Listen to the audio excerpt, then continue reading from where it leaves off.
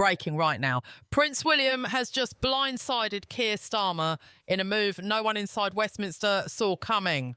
What started as quiet tension has exploded into total royal uproar, and the fallout is spreading fast. This is not rumour. This is not palace gossip. This is a shockwave that is rattling the royal family, the government, and Britain's future all at once. Stay with me, because once you understand what Prince William just did, you'll see why nothing looks stable anymore.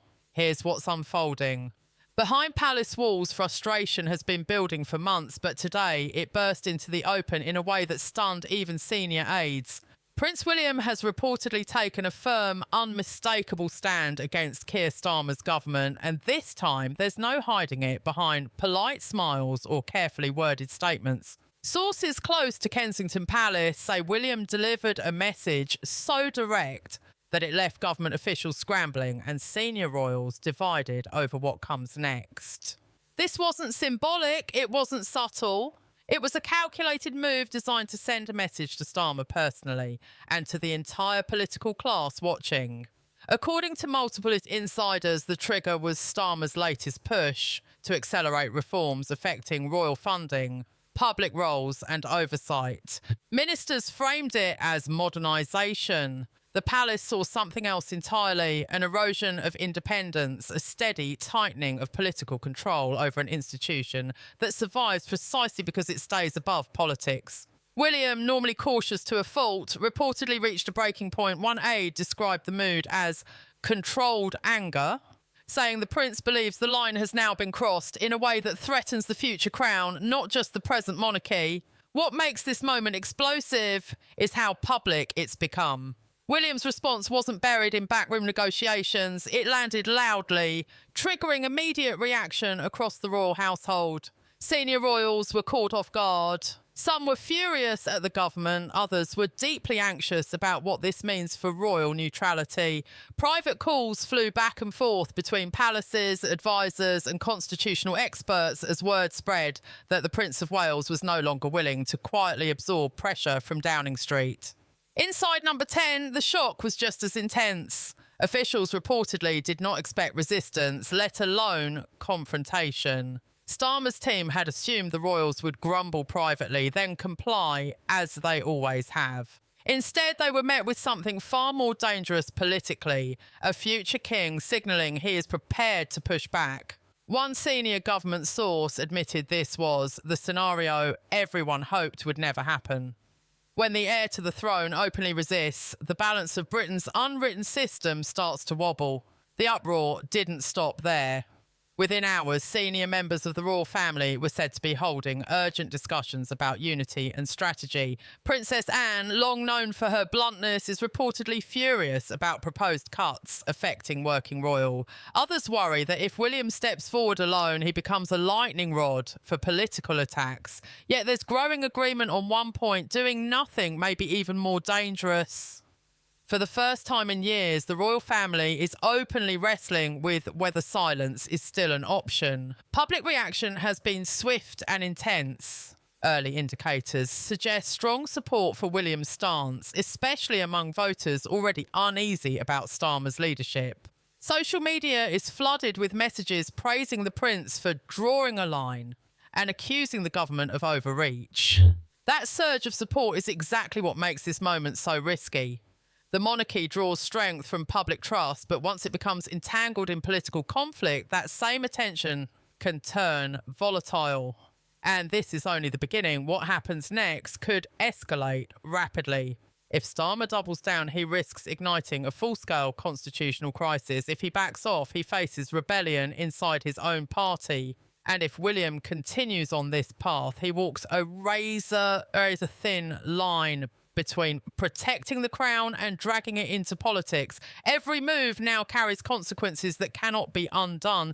This isn't just about Prince William and Keir Starmer. It's about the fragile system holding Britain together, a system built on restraint, tradition and unspoken rules that only work when everyone agrees to play their part.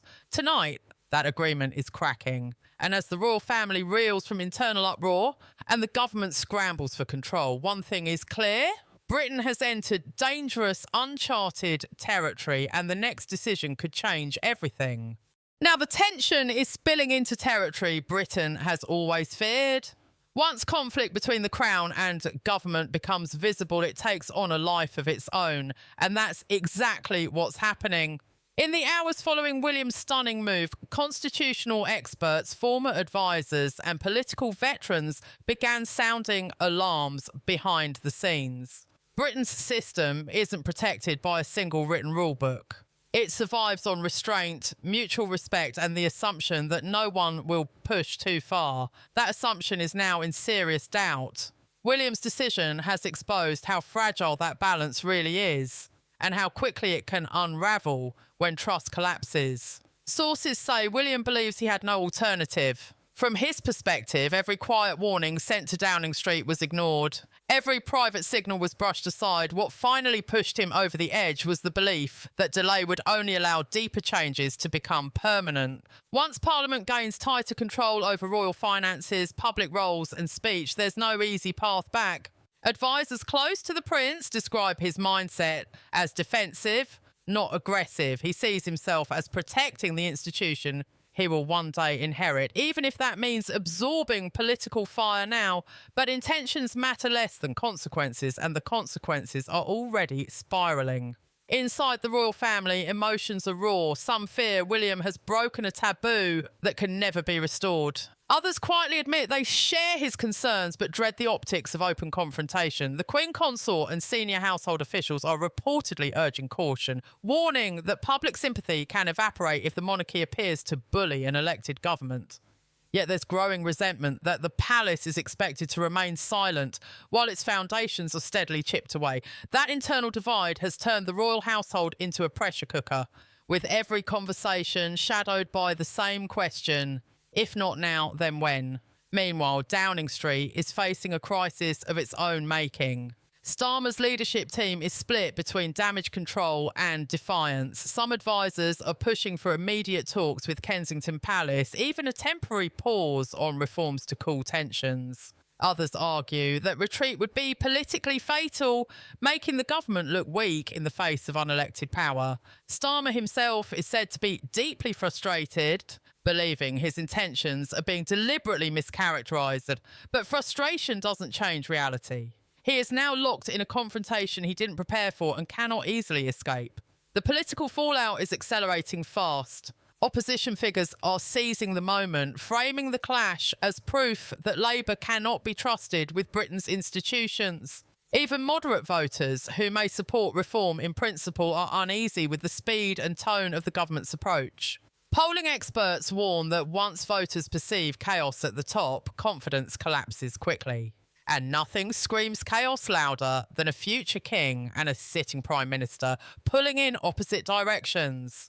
Beyond politics, the diplomatic stakes are enormous. Foreign governments watch Britain closely for signs of stability. The monarchy plays a critical role in projecting continuity, tradition and reliability. When that image cracks, allies take note. Diplomats are already asking whether Britain can speak with one voice if its head of state and government are at odds. That uncertainty weakens Britain's influence in quiet but powerful ways, from trade negotiations to security partnerships. There's also the Commonwealth dimension, one the government may have underestimated. William has spent years cultivating personal relationships across Commonwealth nations, many of which still see the monarchy as a stabilising symbol rather than a colonial relic. If those leaders interpret Starmer's reforms as diminishing that role, they may push back diplomatically or worse, begin drifting away.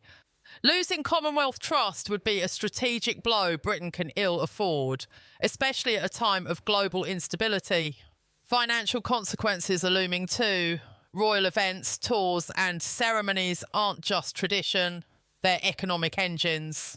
Tourism, branding and international goodwill generate billions each year. If royal participation slows or becomes selective, those benefits shrink fast. Treasury officials are reportedly alarmed by projections showing how quickly losses could mount if this standoff continues. Yet no one wants to be the first to blink.